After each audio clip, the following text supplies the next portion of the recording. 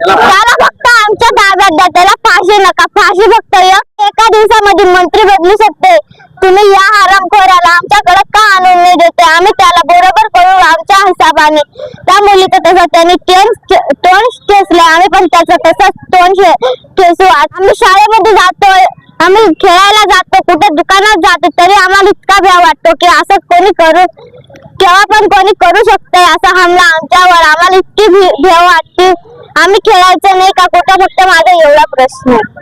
आज कुत्र्यावर विश्वास केला जाऊ शकतो, पण माणसावर विश्वास केला जाऊ शकत नाही. ही आपल्या महाराष्ट्रात, आपल्या नाशिक जिल्ह्यात 44 घटना झाल्या आहेत. आजमवडेल मध्ये अशी घटना झाली असता 6 महिन्यात हरामी बाहेर आला आहे.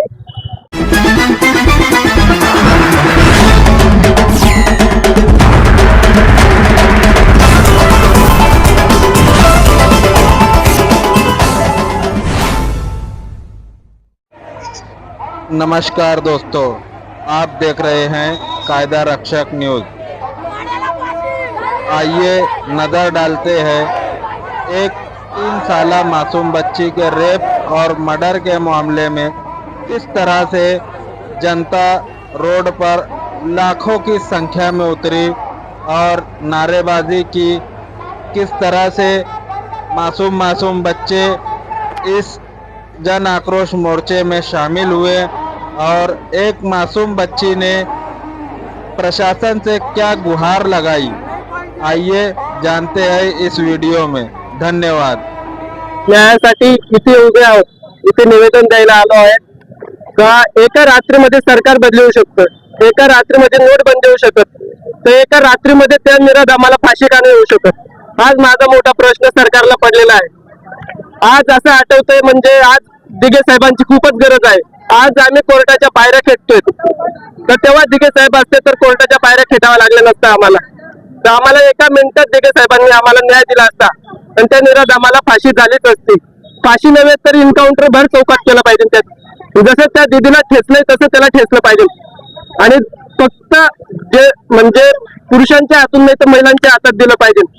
महिला त्याला कशी करतील ते पूर्ण राज्याला दाखवतील. महिला म्हणजे आमची ही भारताची संस्कृती, या महिलेचा आदर करणं आमचं एक काम आहे. एवढंच बोलतो आणि इथं थांबतो. हम उनकी मजम्मत करते हैं और जो ये काम कर रहा है हम गवर्नमेंट से और हुकूमत से ये करते चाहते हैं कि उसे जल्द से जल्द फांसी की सजा दे, गाँव के अंदर सबको अमन और शांति मिले। हम इतने ही गवर्नमेंट से, एसपी डीएसपी से और गुजारिश करते हैं कि इसका इंसाफ मिले।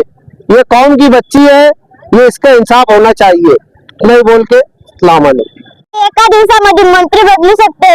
तुम्ही या हरामखोराला आमच्याकडे का आणून नाही देते? आम्ही त्याला बरोबर करू आमच्या हिसाबाने.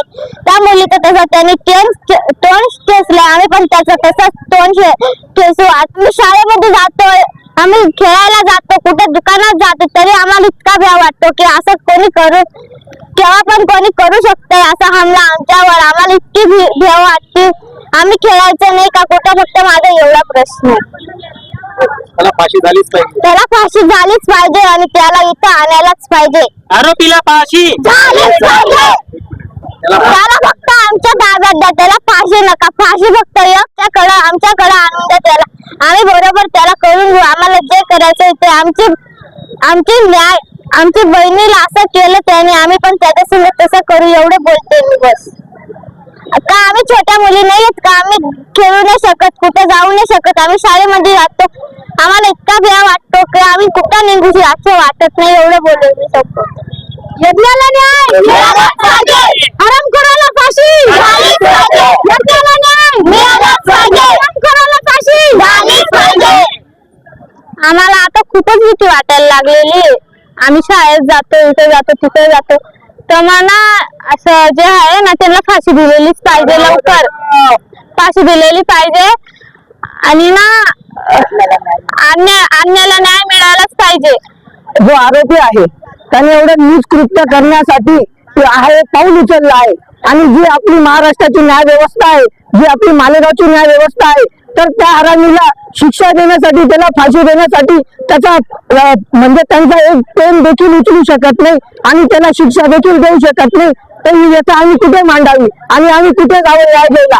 आज मुख्यमंत्री साहेब, उपमुख्यमंत्री साहेब आज आपल्या महाराष्ट्रात आपल्या जवळच्या शहरात एवढं काही घडत असताना मुख्यमंत्री साहेब त्यांची काय म्हणता मला हे झालं काय त्यांच्या सत्तेबद्दल नगरसेवकीकडे गेले तिकडे गेले ही नेता इकडे तिकडे मांडता आणि इकडे या लहान लहान मुलींना काय करावं मला बाची आहे मला मुलगी आहे आज प्रत्येक फॅमिलीमध्ये ना मुलीविषयी अशी सगळ्यांना भीती निर्माण झाली आहे तुला अंगणात खेळू द्यावं की नाही कोणत्या माणसावर विश्वास ठेवावं आज कुत्र्यावर विश्वास केला जाऊ शकतो पण माणसावर विश्वास केला जाऊ शकत नाही ही आपल्या महाराष्ट्राची व्यथा झाली आहे त्या पिढीसाठी लवकरात लवकर त्या आरोपीला शिक्षा व्हावी हीच आमच्या सगळ्या नागरिकांची कळकळीची विनंती आहे आणि या लहान बालकांनी काय करायचं यांनी खेळायला पाहिजे नाही त्यांनी शाळेत जायला पाहिजे का नाही हा प्रश्न आता इथे निर्माण झालाय त्याला शिक्षा झाली नाही तर हे वारंवार घडत होईल अशा आपल्या महाराष्ट्रात आपल्या नाशिक जिल्ह्यात 44 घटना झाल्या आहेत आजमवडेल मध्ये अशी घटना झाली असता